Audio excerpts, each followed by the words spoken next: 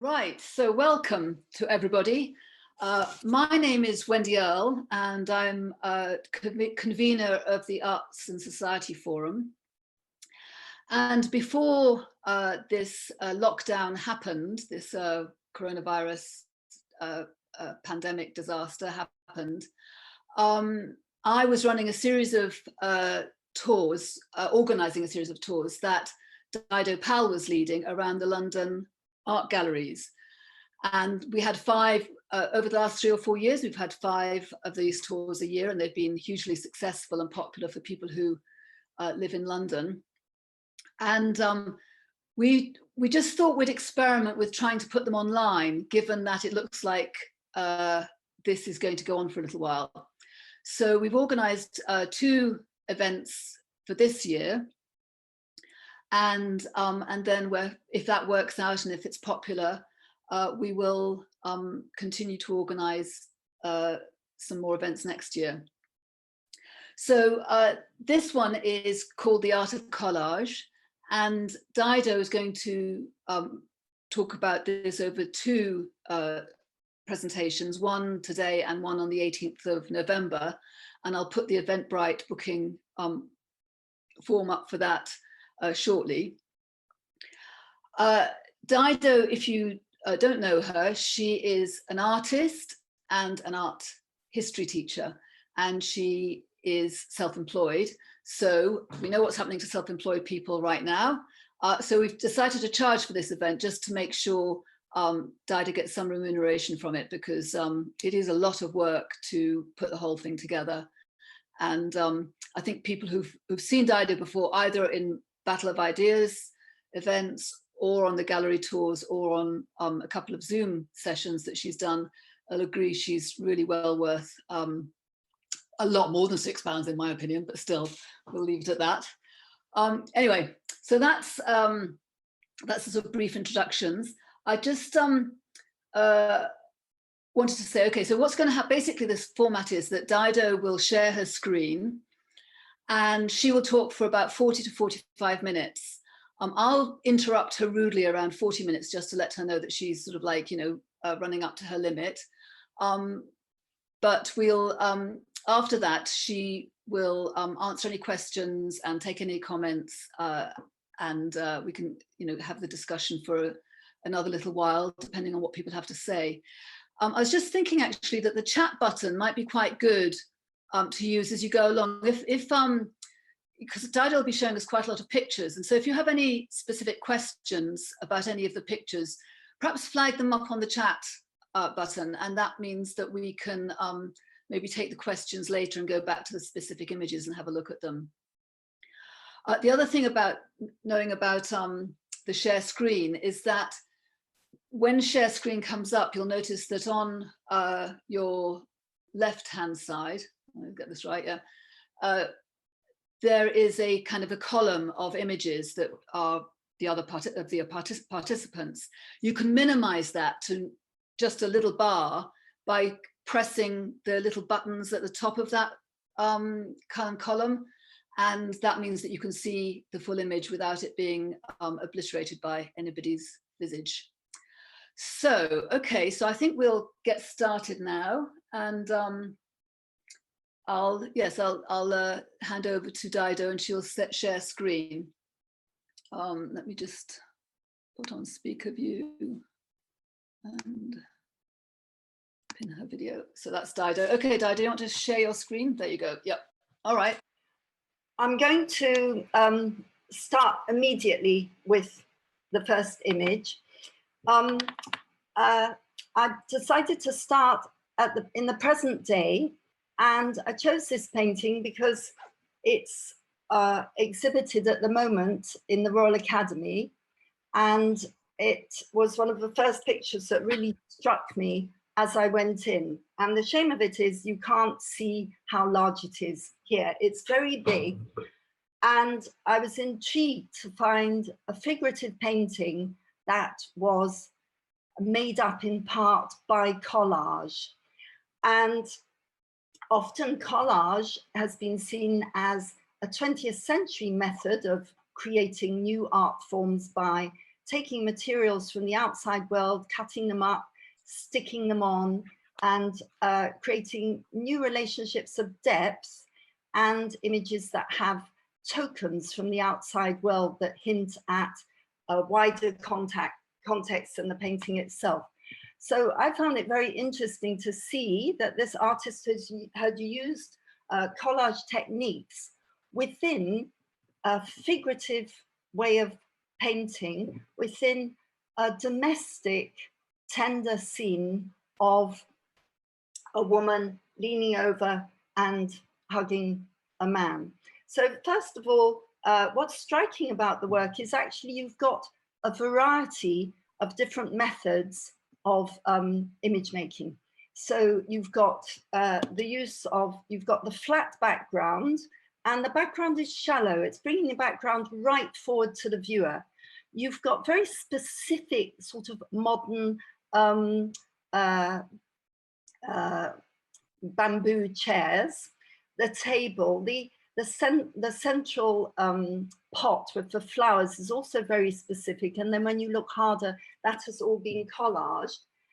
And then with the figures, what's interesting is one figure, her body and her arms have been patterned all over with vague but intricate pictures that have been taken from magazines and papers. Whereas the man, his lighter arms stands out very strongly. So it's an enclosed scene. We take a very close-up view, and it's a very intimate scene. And it makes you ask, well, why is she using collage? So one of the explanations is collage for an artist now reflects the contemporary barrage of images that we have thrown at us all the time.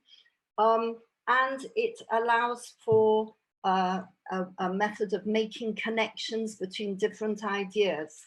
So in a way, the bodies in this picture, the body of the woman, her body has been sort of, the world events are being filtered through her body by being like tattoos and patterns that envelop her. This enveloping and patterning actually was a method applied to intimate scenes by the French artist Vuillard in the 1800s. And he, rather like Akunyili Crosby, has taken a very close-up view of a domestic scene, an interior. And also, like Akunyili, the back is divided into rectangles. In his painting, you have a mirror in the background, and in hers, you have another painting which blends with the flowers, in front of it.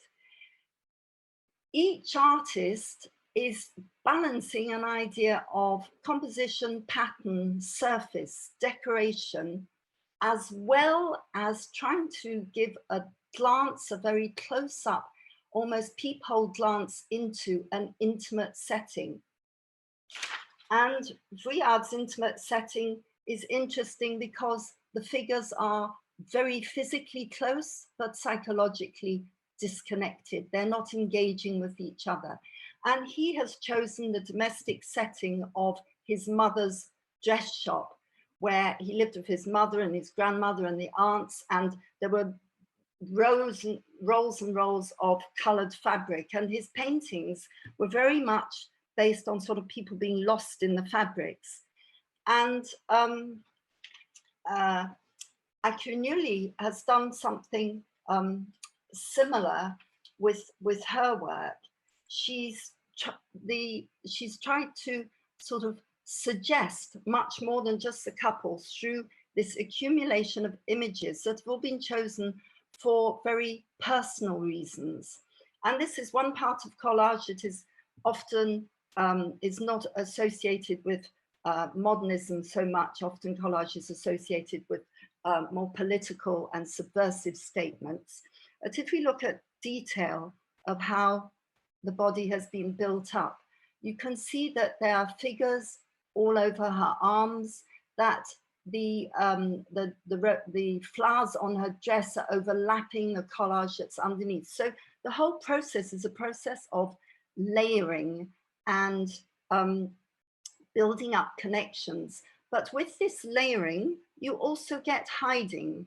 So connections are built and then they are not made completely accessible by then being overlaid. So if you look at the carpet on the floor, there are many different sources. So what her method was, is she would use photographs, adverts, and she would take things from fashion magazines.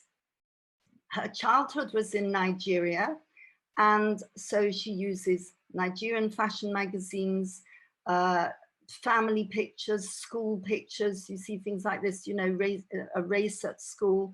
If you look at this picture on the side, you can even see an image of the Queen, obviously on a state visit to Nigeria. Family members.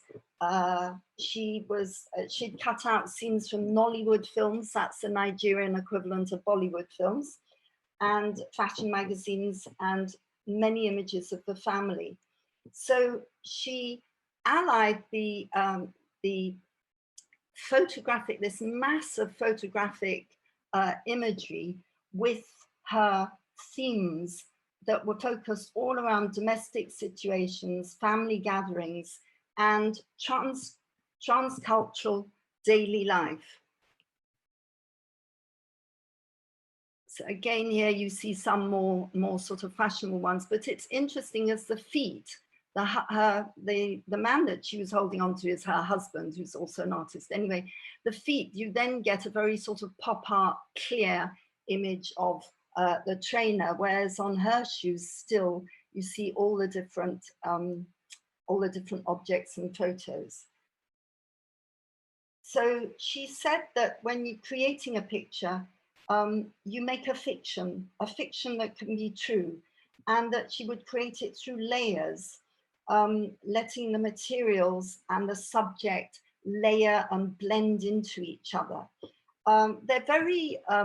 They're very large. She calls them works on paper. She'd mix acrylic with photo transfers, with colored pencil and charcoal, using this mixture of materials to reveal and hide and sort of give a full view of everything that's going on. Now, the hiding aspect of her work, actually, she connected to literature. She connects the secrecy of some of the meanings in these photos to tactics used by Chinua Achebe in his books, where he sometimes has his characters speaking their own language, as if to say, this is not for you. So she's mixing the references that are accessible with a notion of private world that connects to the intimacy of family and the people that she knows. And often the photos that she uses are of her and her husband,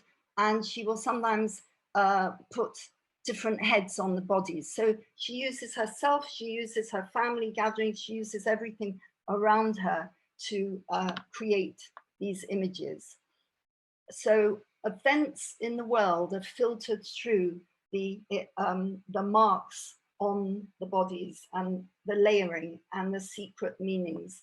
One critic said that her work is about Western art history in the service of a new transcultural imagination with herself at its nucleus.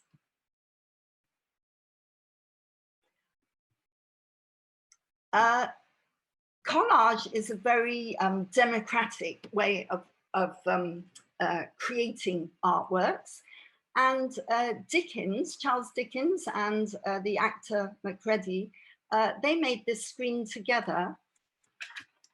And this is a sort of another way of doing it. This is like a massive, great scrapbook, 500 images cut from prints and periodicals relating to theatre, literature, history, politics. And it was a sort of enormous, great who's who in the Wall of Fame in, you know, at the time, Victorian key figures. It also connects very much to the theatre and their scenes from Shakespearean plays. So for Dickens, apparently he would disappear to Sherborne with his friend, and they would pass their time sticking these pictures all together and making an enormous great screen, sticking them with animal glue and then varnishing them. So it's caused a lot of problems later on with the varnish fading. Kerry James Marshall is an artist who influenced Akunyili, and he's very interesting in that he is extremely adamant about the importance of knowing art history and finding a way of representing something through having studied how other people have done it. He said, play at the highest level, know what they know, then project your ideal onto the world. So this, it's not a collage, it's a painting, but again, the very collage tactics have been employed in this work. First of all, irony. School of Beauty, School of Culture. Even the title, I was just thinking, what does it remind me of? And then I realized, well, Raphael, School of Athens, and you suddenly see all these characters moving around. So it's based on an African-American beauty salon, and he includes key cultural references within it, and a very extraordinary thing in the middle that is in a different artistic language to the rest of the painting, and I will explain that. So, yes, there are numbers sort of just to tell you what the different things are, but it's so in the corner here, you've got a tape gallery poster of Chrysophili's work, Black British artist who used an enormous amount of collage and very encrusted and very decorative works. Then you've got a poster for Dark and Lovely Afro hair products, but also explaining the message of the whole painting, that is a symphony to, you know, Black beauty. Then above it, behind these funny little, this sort of, what's it called, festoon, is a bit of the album, Lauryn Hill's album, The Miseducation of Lauryn Hill. So you get the sort of reference to education. And then this bizarre shape here is an the opposite, reference to the skull in Holbein's The Ambassadors. And the skull in The Ambassadors is like a very, very early version of the subversive or the shifting power of an intruding shape that doesn't correspond to the language of the rest of the painting. So in Holbein's case, it's a memento mori. And when you stand at the right side, it suddenly from the side becomes a skull, reminding you of the vanities of men. And in,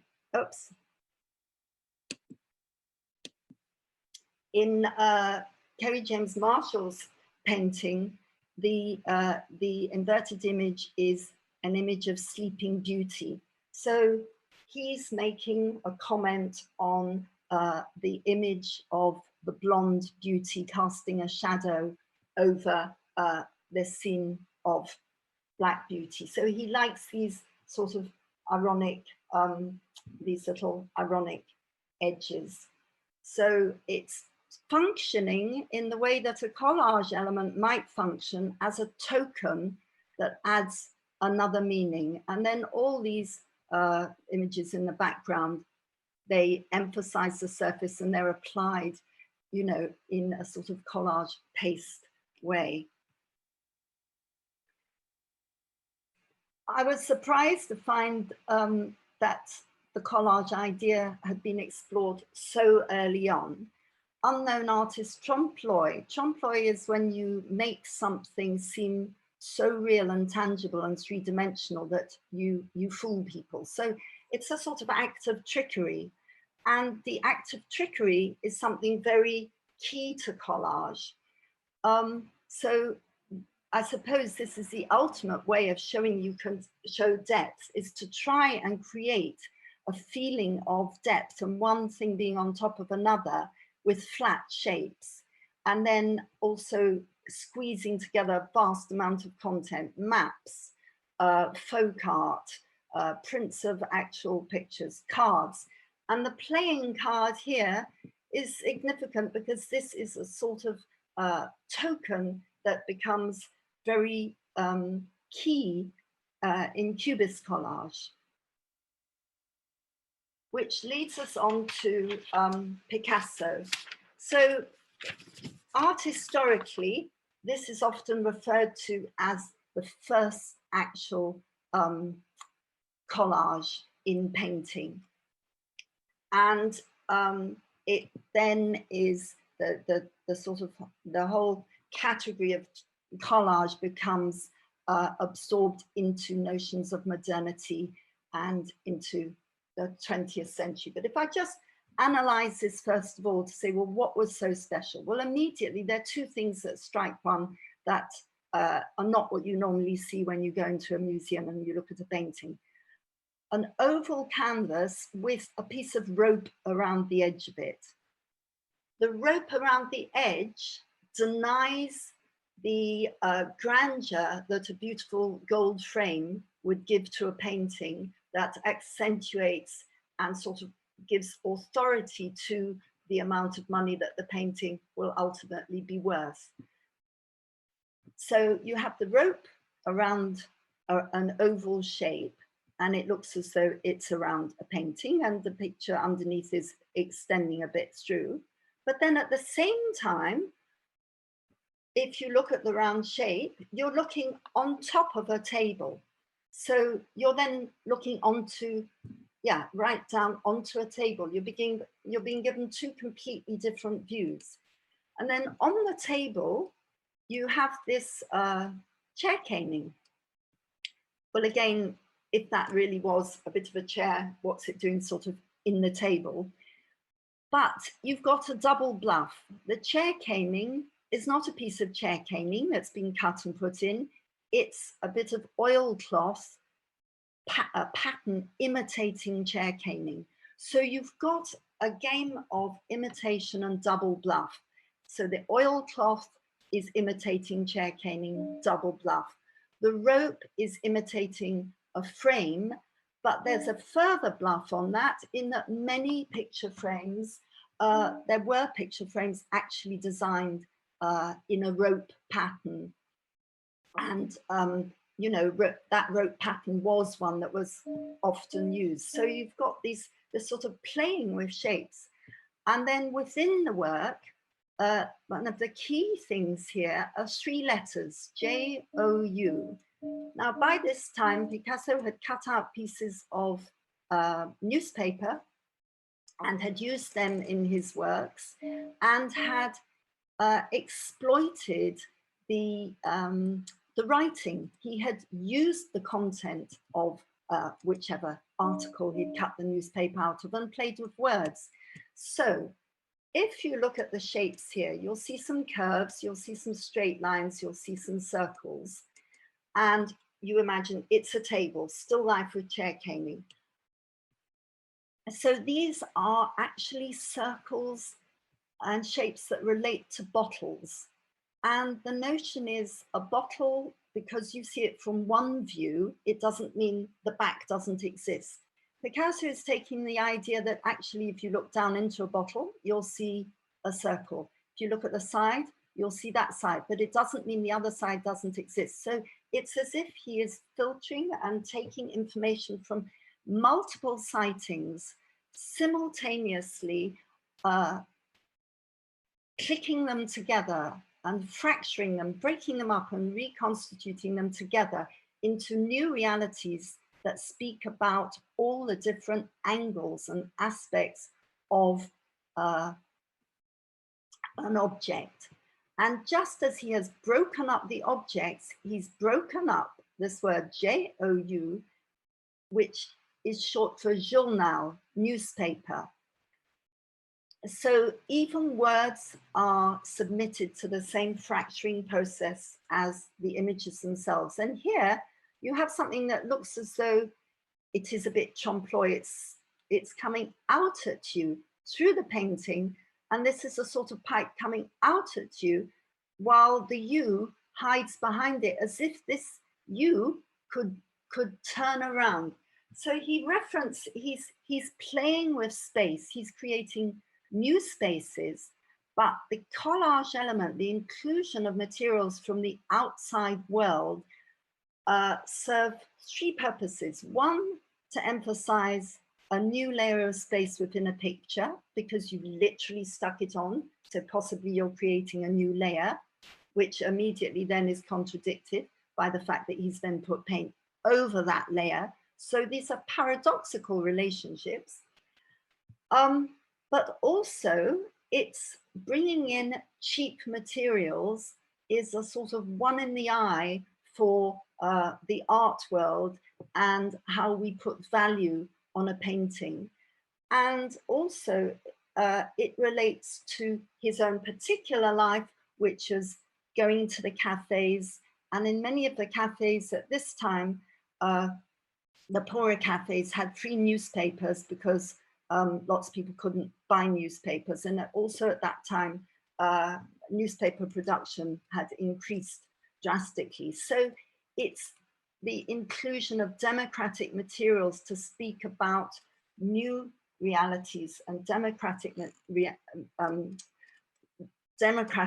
new realities. And then the breaking up of the objects are very much to do with time and experience. So it's the more you delve into it, the more ideas there are, and he connects with Bergson's ideas of time and space, where you actually can measure time and space through your feelings, not just through traditional methods. So, you know, it can extend, and also to include a tactile experience of space, not purely a visual one.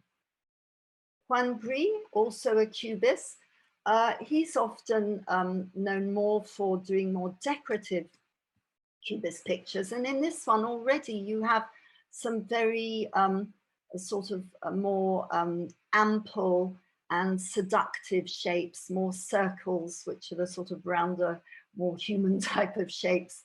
But again, a table. And the game of true and false is being played out as well.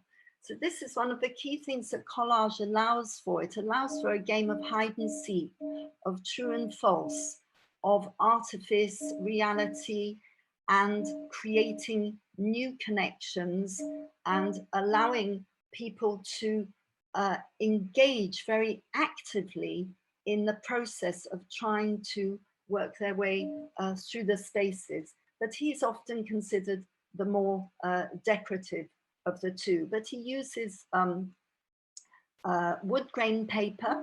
Then sometimes he actually does the wood grain on it himself. Charcoal to draw over the wood grain. So then you've got another surface on top. Bits of wallpaper, bits of newspaper, and he's cut it in such a way that he's obviously sort of cut a word out so that he makes his own name within the work, Gris. And he and Picasso and Braque very much enjoyed the double entendres and the jokes that they were making with their work, in just the way that the first painting that I showed you that used photo collage, in just the way that she said, you can hide some of the meanings if people don't, they don't have to know all of them. There's some of it are private jokes. Max Ernst, I'm sort of moving through history. With Max Ernst, this is not a collage at all, it's a painting, but I chose this to show how influential collage devices were on painting. So one of the key devices here is that the white shirt and the red trousers stand out so prominently, they look as though they've been stuck on top. But also everything to do with the picture is to do with hide and seek and contradiction. So you have various references to stone. You've got the brick wall behind the man who is then painted in the same colors as the bricks, so that he's almost going to sink into it. Then the head of this figure has a rather beautiful sort of Roman nose, classical romantic look, and the grey then has connotations of stone or marble. And then the most fluid, natural body in the picture is just an outline drawing of a man. He's the only man who's got fluidity within him. And then you have this very strange device, a sort of hearing or speaking device. And the man is kneeling down and he's in a top hat. And somehow the respectability of the hat, the moustache and the tie are at complete odds with the setting. So the title gives one a hint, Pieta, or Revolution by Night. Pieta is, you know, the religious subject of the Virgin Mary holding Christ in her arms when he'd been taken down from the cross. So it's always an image of a woman where the figure of her son is sort of overwhelming her lap. And here you've got a man holding, a man holding his son in that position.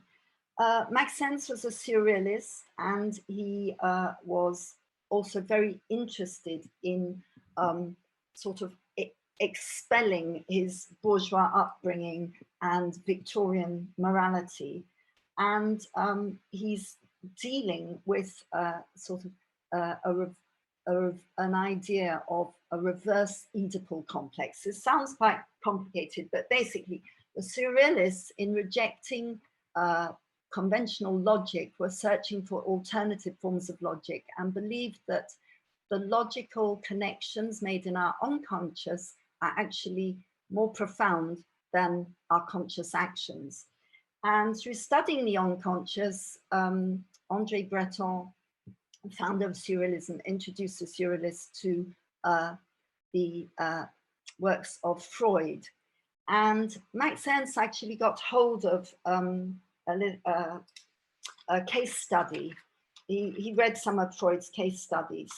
And this one connects to the study of the Wolfman. And it was a man who fantasized that as Christ, he would give birth to God's child. And this is Maxence touching on that story.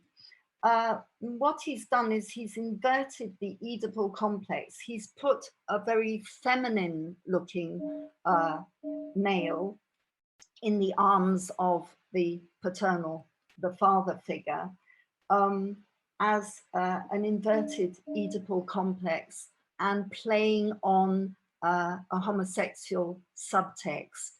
So you could say here, though he hasn't actually used collage itself, he has made painting operate with a subversive edge in the way that collage can. And in the next talk, I'll show you some of Max Ernst's collages. And also a final reference is he was in the Dada movement before the Surrealist movement, and there was a big group photograph of Max Ernst sitting on a man's knee. So there are all these sort of different sources for the work that he's done.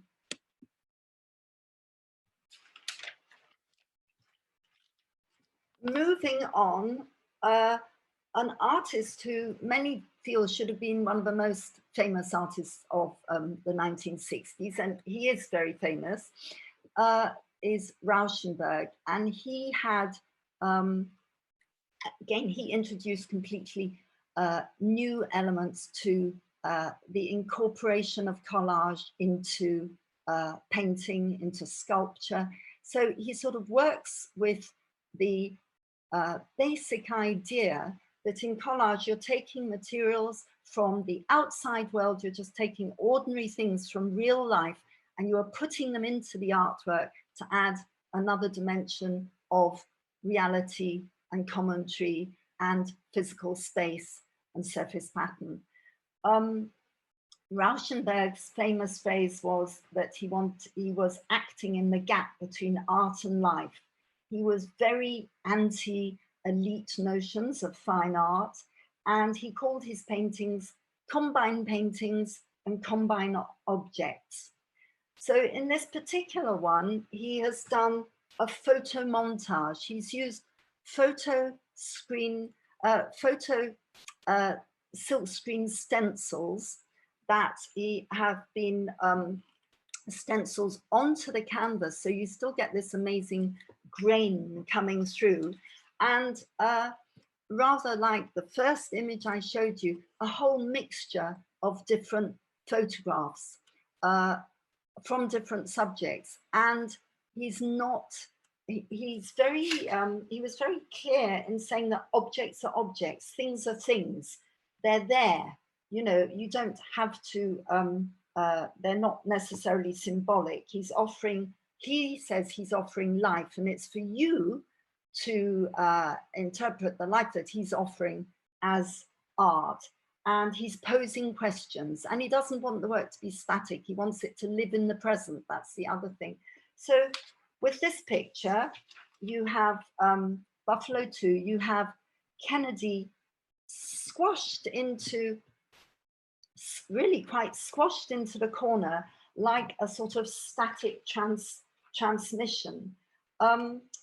Rauschenberg used TV, flickering TVs for his imagery. He used art books, magazines. He would sometimes look through a camera viewfinder at the TV or at the magazine. So the images mirror and infiltrate one another. And he uses ordinary images. Here you've got quite a lot of very contemporary political images. You've got Kennedy, you've got astronauts, you've got Vietnam plane is lower down. Then you've got Kennedy's finger repeated from one side to next. And once he has isolated the finger, this then carries quite a lot of art historical weight. The finger of God in Michelangelo's Sistine ceiling, pointing to Adam and giving him life. Then you've got these sort of weird things of keys, an eagle, a cafeteria, smear of paint. The way he makes the works is very, very experimental. He embraces chance, and he invented new methods of putting newspapers on the canvas. And then he even used at one point nail varnish remover to rub the newspaper so the print would appear printed on the canvas, rubbing all sorts of different bits. And then this bit of paintwork here is very gestural, and that's a sort of almost ironic nod to abstract expressionism, which was the movement that was taking place just before this. And evidently Rauschenberg was sort of quite a bon vivant and enjoyed life, and he didn't really go for the notion of the angst-ridden suffering artist that was expressed by the abstract expressionists. He took photos all the time, so he was constantly collecting information, and he described himself as a reporter. He said he would see everything together. He didn't have a hierarchical way of sifting through information. He was seeing it all together and very much wanted the things to crash into each other. And after doing this, he received the prize at the Venice Biennale. And the first thing he did was send a message back to the States to have all his silk screens destroyed, because he didn't want to repeat. He wanted to live in the moment and keep going and keep pushing forward and keep experimenting. He said, the whole of my canvas is anything, socks, it can be any material, tartar, patchwork, quilt. And he wanted to bring high and low art together. And in terms of art history, he was very interested in the role that photomechanical reproduction had played in how we see historical pictures, and how that alters the way you approach the reverence of an original. So he was playing with all these things and involved in dance, in theatre, in science. I mean, he did a piece that was a sort of boiling pot of mud as an experimental work. And here again, he's not wanting, unlike some of Picasso's collages, he's not wanting you to read one thing against another. These are just all images around. At one stage when he was very poor, he was sharing a flat with Jasper Johns, and they would just go into the area. They'd decide to do 2 blocks around the area and pick up any junk they could. So here you've got material, you've got bits of writing that have then been smeared over. You've got other little dribbles that, you know, are encrusted areas, photographs of landscapes, you know, commercial nudes, everything all together without any hierarchy of forms.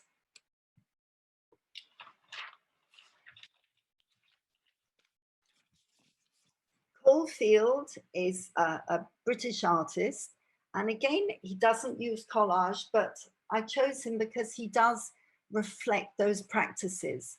So you have a picture that's been put together that looks as though you have slightly geometric shapes joining together. It looks as though it could be based on adverts for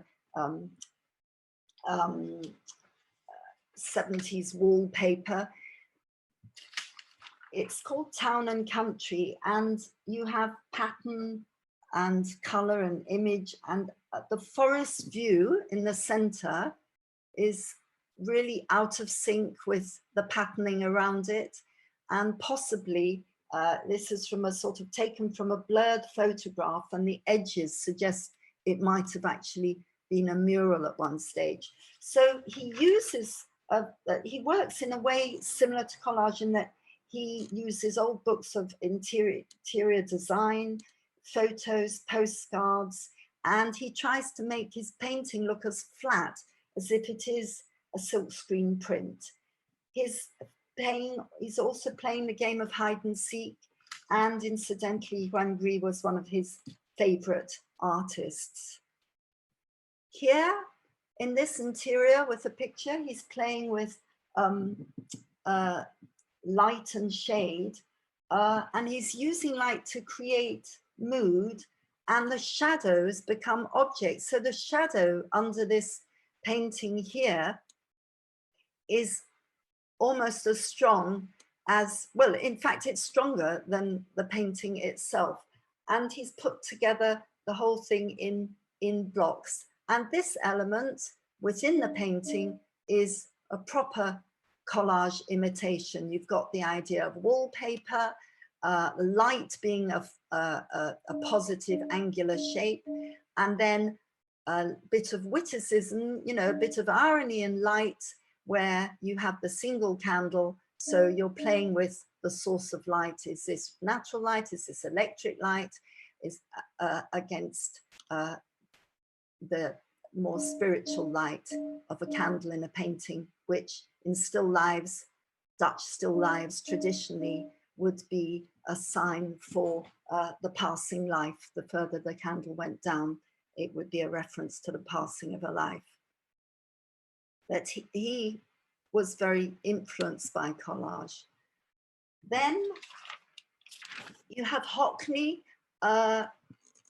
very, very fascinated by Cubism and applying an understanding and a deep exploration of Cubist theories to creating new images, both portraits and landscapes. He called them joiners, joining together different bits of photographs. He started off using, working on a grid, using Polaroid photographs. And then later on, he started to use photographs that had been processed in the lab, 35mm photos. And from these, he made collages. And the advantage of this method is within the collages, he would sometimes use different exposures, so different parts might be, yes, you know, in different focus. And oh, sorry, yes, and he took many, many different views. And the notion of all the different views, he's playing with the idea of reality and revealing and exposing the fact that a photograph is actually, can be a false construct. We think of a photograph as being the most realistic art form, but he shows that it's false because you see one view only, and a face is many, many different views, and the face in motion changes the whole time. And by also doing these different views, he is able to comment on time within the work, and time makes it even more realistic. When he explained Cubism, he had a marvelous way of explaining it, saying two people go to a party, one's a wallpaper designer, another's an alcoholic. They go in, the alcoholic sees nothing, he just sees the table with the drinks and he zooms towards that. The wallpaper designer sees the wallpaper, that we do not see an entire thing. We see bits according to the part that interests us.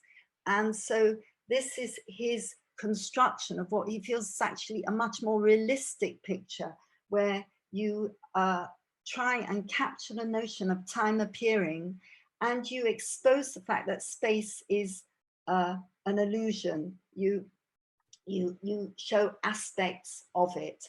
And though he's embracing photography here, he's extremely rude about photomontage later. He thinks that that's very flat and very bland. You've had about 40 minutes. Yes, I've got just one more. I have 2 minutes more. Okay. Okay. In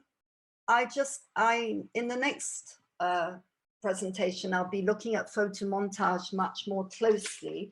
And photomontage relates much more to cinema and film. And, you know, it's another exciting area to explore in terms of how people respond to technology and how they create new things through technology. So this simple photomontage is quite surrealistic in form by applying the legs to the head and subverting a classic notion of a beautiful woman.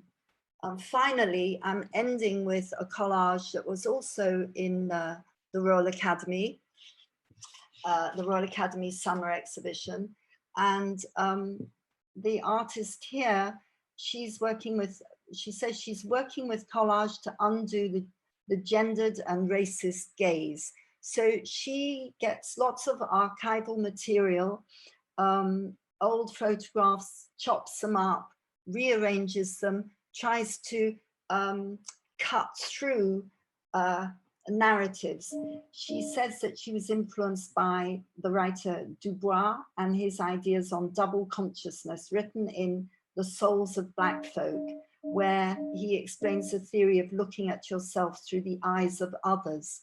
So she is, by chopping up and using collage, she's interrupting that easy narrative and the notion of being seen through the eyes of others. So she works on sort of race, gender, sexuality, and interacting with the past and the present, and showing how previous representations, what effect they have on people. And she uses pins, photographs, and paper. And here you have a little man at the bottom and her at the top. Yeah, just so that you can't, each part of the body has been taken from a different source to sort of break the any type of gender or racial stereotypes that could be found. So I will end on that more subversive one, and the next talk will be looking at how subversive, how collage has been used as quite a subversive medium and a political medium as well. Okay, thank you. Well, Dido, that was really fantastic. Thank you. So yeah. what do I do? I stop share. Do I? Yeah. Yeah, stop share. Okay. That's right. Yeah. Okay. Bye. Thanks. Yeah, that was really, really brilliant. Thank you. I got the time this time. Yes, you did. You did it. You did very well. Yes, it's really, really spot on. So yes, and I was sort of thinking, oh, shall I interrupt you? But you know, you obviously didn't need it really. Okay, so this is a chance for people to ask any questions, either about anything you've seen, anything you know about collage yourself and want to add, or question about what Dido said. I mean, I think what Dido did was a really fantastic sort of overview of the history of collage and how it's evolved, and the fact that it started out, you know, not. I mean, you know, that watercolor, for example, that you use, you know, as a kind of idea of collage, even though it was actually not a collage itself, it was a watercolor. And Dickens' work and that sort of thing, the idea of putting images together. I mean, it reminded me a little bit of my grandmother, my father's mother, who did a kind of collage all up her stairwell from her kitchen in the basement up to the sort of living area, you know, of postcards and birthday cards and photographs and everything like that, going all the way up the stairwell. And that kind of idea of collage being a gathering together of information and ideas and everything like that, being quite an ordinary thing for people to do, you know, not something that you necessarily, you know, my grandmother didn't do it as a work of art. She did it because she just loves images and loved all the ideas they represented and that sort of thing. And then artists taking that a lot further. So I think there's a lot in there. Are any hands going to be put up at this stage? I mean, obviously there's a lot to consider in terms of, I suppose, you know, the bigger questions to do with the role of collage in the history of art, and whether collage has done a kind of, you know, whether collage is like a bridge between painting and more contemporary art forms such as conceptual art. I don't know whether you want to comment on that, Dido, as a sort of instance of its role. And then I'll take, if you could do that, and then I've got some questions lined up as well, some hands lined up rather. Well, I suppose collage, yeah, its influence on conceptual art would be basically it opens up the idea of what you can use. So therefore, if you can use a piece of paper, then you can use a button, then you can use a car, then you can actually get rid of everything and use an idea. It just breaks up the whole notion. It opens it out as to what you possibly could use. Yeah, yeah. And you can kind of see that in the way that you did your history, because it's sort of like the very close associations that Picasso brought to bear with his own kind of artwork and experimentation with Cubism, and bringing in other materials, and then that gradual kind of evolution to Hockney's multiple photographs and beyond that. So yes. Okay, Rob, let me see, I'll unmute you. Oh, you can unmute yourself. Hello? Oh, yeah, I see little hands now. Rob, yes. Yeah. Hi, so Louise here. Oh, Louise, hi Louise, yes. Hi. Thanks, that was really fantastic. Really enjoyed listening to that. Oh, thank you. I've used collage quite a bit, and I use it just for sketching. I find it quite useful, you know, just taking out coloured papers out, and you know, if I'm doing a bit of sketching outside, ripping up paper and using it to get down shapes and forms quickly. So I kind of use it as a working tool, but also find it really fun in terms of disrupting work. You know, kind of, you've talked a bit about that, and different artists using it as a way of disrupting an image and throwing things off balance, which is really, you know, something I want to explore more in my work. But I do wonder if people are overuse collage these days. You know, if you look at ephemera, it's a kind of massive trade online, and you know, old hymn sheets and notebooks, scraps. You know, people are kind of going, a lot of modern abstract artists are using ephemera a lot. And I wonder if you think it's a bit cliched, you know, the way that people are using it, or so yeah, I don't know if you notice that, or something that you think is something that's cropping up. Good point. Yes, really interesting question. Okay, Joanne Bell. Hi. Well, I'm really interested in the way that you're describing the use of the device in painting, and the difference between that and actually using photographs, because I think the photographs of particularly the Rauschenberg and the woman that you did at the very first one, is they're very really specific cultural references, and there's something about like proper news photography and using that as a cultural reference. It's quite a different thing, I think, to like you just flattening a surface or using it as a different device. It seems like there are so many different aspects to this. Like I think you were saying, Wendy, at the start there, it's a very specific use that they're taking, applying it either in paint or as photography, but it's not just because it's flattened. I think it's something much more important about the cultural reference of using actual photographs, especially news photographs. It's because I've been reading Roland Barthes. He talks about that.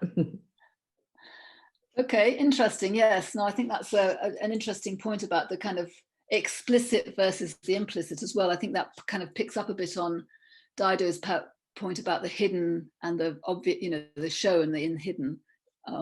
Okay, next we've got Paul. Yep, Paul. Oh yeah, just a couple of observations, I guess. One was almost something I had pre-formulated, and I think Dido's going to talk about it maybe possibly more in the next session, but I remember going to the Venice Biennale about 5 or 6 years ago, and it was very heavily laden with environmental messages, and it is almost a case of almost every single or every other piece was bits of string, leaves or whatever formed into what I consider quite bad representations of collages. So I guess maybe that will be picked up on the next one.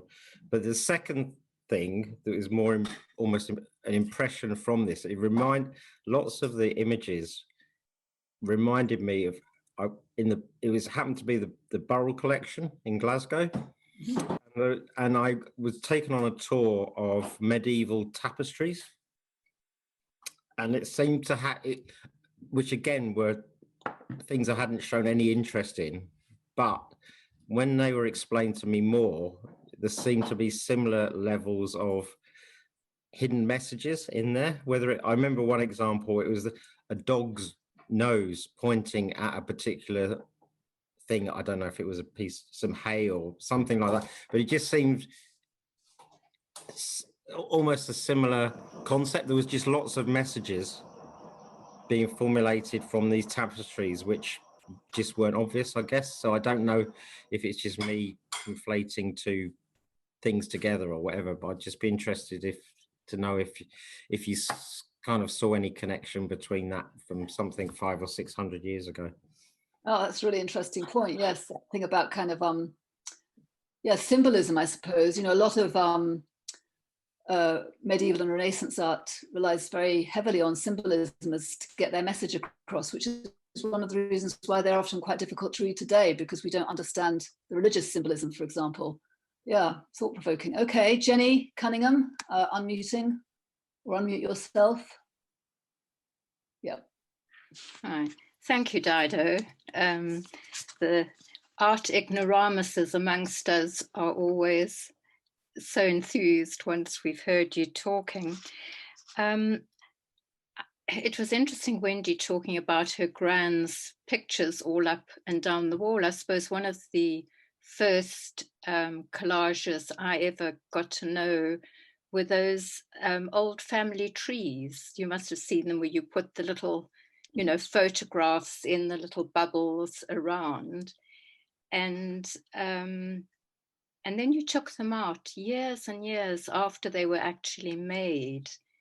And somehow or another, it was far more interesting than a photo album, just simply because somebody had actually clipped out very specific things in very, very different ways. Anyway, that I had 2 points to make.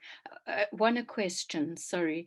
If you could go into a little more the relationship between painting and collage, because a lot of the things you showed were not strictly collages, they were more paintings. And I thought that was very interesting, because perhaps I didn't really understand the point you were making about the layering of things. I mean, you can understand from Picasso's work the way he disrupts things, and therefore you're looking at many more levels and many more angles and planes, you know, of images. And I could see the connection there very strongly, but perhaps not quite so much with some of the other ones. The last thing I wanted to sort of raise was, I don't know if people are familiar with the work of David Mach. I hope I've pronounced that correctly. He started off as being a sculptor, and he used a lot of sort of discarded materials, you know, old broken up cars, tires, and all sorts of things. Some very, very beautiful sculptures with just newspapers layered upon layered in a sort of sculpture. But he then turned almost completely from that to collage, and talked about the need to really use collage for its strength of being subversive. There are quite a lot of the ones that I saw in an exhibition. He was really just putting collages of materialistic things on top of reality, so to speak. And I think there was a suggestion of that in some of the pictures that you showed as well, but perhaps a little more on that subversive side of collage. Thanks. Okay, thanks, Jenny. So Dido, we've got some more people with hands up, but I think probably there's a lot there already. I'd just say a few things because I won't remember what it is. Yes. Just one very simple thing. I didn't talk about the subversive aspect of collage in this talk, because my second talk is going to concentrate much more on that subversive aspect. So in this talk, I was wanting to follow more of the romantic sort of memory and family history and sort of love token aspect of collages. So the question about, you know, the proliferation of everybody doing collage now, in a way that gets to the core of it, in that collage has always been something that could be an extension of a scrapbook activity, or it could be manipulated to have a sort of more subversive meanings or symbols.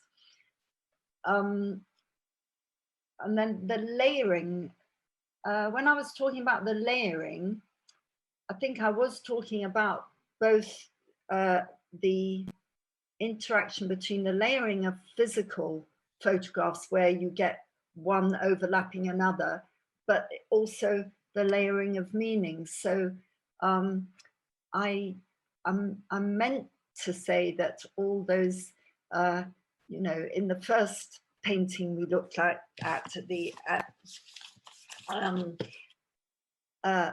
a body being made out of those photos. Yes, the photos are telling a whole history. So they aren't, no, they're not just used for a surface. They're used because they do have meaning, but it's the thing of the individual artists, you know. So somebody like Rauschenberg wants to downplay that meaning, though many critics have found lots and lots of meaning in the objects that he's chosen. Certainly his sculptures, where some have been seen as sort of very, very overt, erotic objects. So, you know, we can read the meanings in, but occasionally an artist might downplay those. And I think if lots of people do collage now, I mean, that's all right. But it is true that the way collage is presented, if you just go online, it's slightly a folksy sort of jokey thing. But I actually think what, you know, the idea of scrapbooks and how families use collage, that you know, yes, it's much more interesting than just having the photos in the album. That's all right. Now what, oh, and the environmental question, in my next talk, I'm going to look at the use of collage in, you know, all the artists who are using collage to make environmental statements, political statements. So that the next half will be much more to do with subversion, protest, politics, environmentalism. It'll be covering much more of that. And the idea of the photo being flat and not having a cultural meaning, no, it does always have a meaning. And the mention of medieval works and the symbolism in the medieval tapestries, well, yes, even, I mean, for instance, patchwork quilts, people have written whole pieces on the messages passed through patchwork quilts, and symbolism is very much a part of collage. And collage is the way of bringing in an extra language into the language of the painting, and extending all the possible meanings and throwing out questions, and thereby, by throwing out questions, thereby keeping the thing alive, and that its meaning would change at different times in history. So for Rauschenberg, he would hope a picture that, you know, the Buffalo 2, that would not mean the same now as it did when he did it, and he would have been amazingly disappointed if it did mean the same. That for a picture to be alive, it's got to its meaning constantly changes. I don't know if that's answered. Yeah, no, that's useful. Okay, so we've got Mina and then Alka, and anybody else. There's still time for people to ask more questions. However, don't be afraid. You know, if you feel like you're a complete ignoramus, ask a question. If you feel like you completely disagree with something Dido has said, she won't collapse if you argue with her. So please do. You know, feel free to put your hands up. Okay, so the next one is Mina. Unmute, or can you unmute yourself, Mina? Okay. Oh, there you go. Right. Yeah, hi, Dido, that was fabulous. I'm like Jenny, from outside the art world, but interested in. But I just wondered, one thing that just occurred to me was whether the cutout paintings by Manet is collage. I'm being a bit formalistic now, but I always thought they were, and I wondered if you, where you put them. Manet's paintings. The cutout pictures that he did. You mean Matisse? Oh, sorry, Matisse. Ah, yes. Yeah. Yes, they're collage. They are. Yes, they're collage. Uh-huh.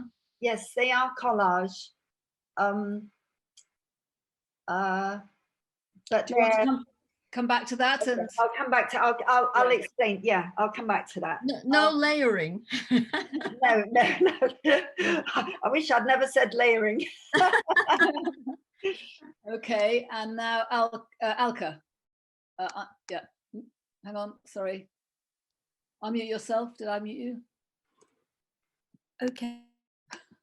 Hi, Alka. Sorry, yeah, go on then. No. Hi. Thank you, Dido. That was great. Welcome. Okay, so I've got a question and then an opposing interpretation of your first painting. I'd just like to see what you think. But what struck me, and you mentioned scrapbooks, and I was thinking to when I used to, as a child, sort of, keep trying very unsuccessfully to maintain a scrapbook, which was kind of a way, it's like a way of curating your own personal story and memories. But I think as a child, I was just too eager to go out and play or go out and live my life to actually do the curating bit. I didn't have the patience for that. But it got me thinking as you were talking that there, what is kind of maybe unique about the specifically 20th century use of collage in some of the paintings that you've talked about tonight, and as well as others. Maybe not Matisse, but you'll probably know more about him. I think perhaps he's trying to do something a bit different, but it just seems to me that the one it does bring into very direct collision, very different temporalities.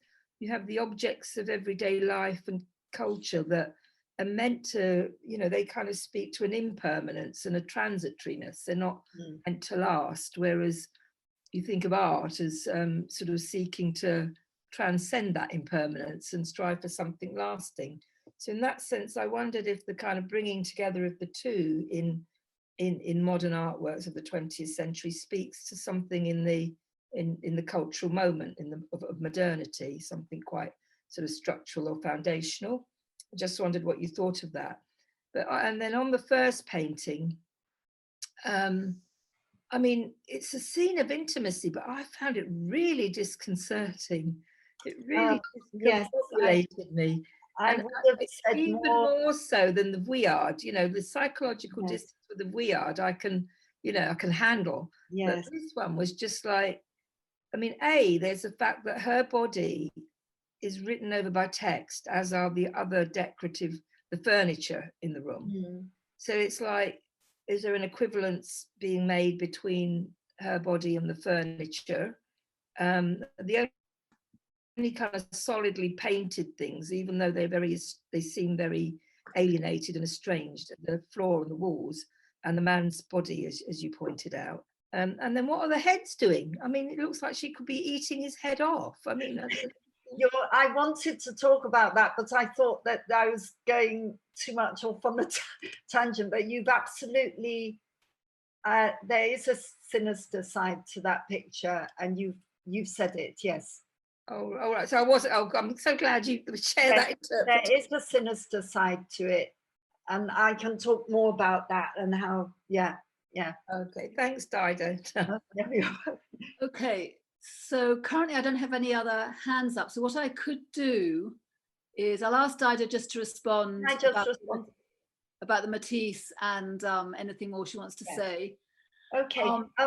Then what I could do is just open it up for a more informal discussion for people to kind of just come in more informally and just see what happens. The meeting doesn't have to go on indefinitely. We'll just see how it runs over the next period. But if there aren't any more sort of like, people wanting to if you want to put your hand up between now and before Dido finishes speaking, that's fine. I'll take you. And if no hands go up, I will just sort of, we'll give Dido her deserved round of applause, and then I'll just open it up for more informal discussion. Okay, Dido, take it away. I'll answer your point first of all, Alka. Yes. With the woman, the image, I could have easily done something where I brought in lots of other pictures to speak about the slightly sinister aspect of her leaning over her husband. And one of the first images that I thought of when I picked that painting, that I really, really liked the painting, is Munch, The Vampire, which is a woman leaning over a man and, you know, sucking the blood from his neck. I mean, and there are many, the thing is, it's a very modernist image, because there are many images of an embrace in the 20th century where one head blocks out another. It's sometimes used as a passionate thing of the embraces that the figures are absorbing each other. They're sort of melting into each other. So in fact, Matisse played with that trick used that in his Joy of Living painting, where you get the arms of two bodies, but one head is over the other, and it is supposed to show this sort of sensuality of them together.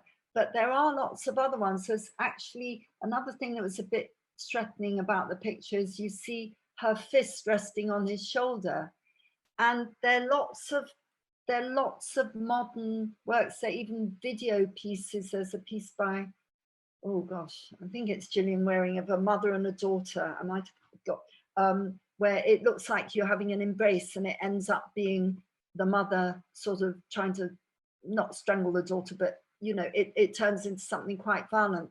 So there is that slight ominous feeling in that picture. You're quite right, and I think that's probably what I quite liked, was the mixture of these different suggestions. But I think because I was doing collage, I thought I would that would take me off on such another big tangent. I couldn't quite go the whole way.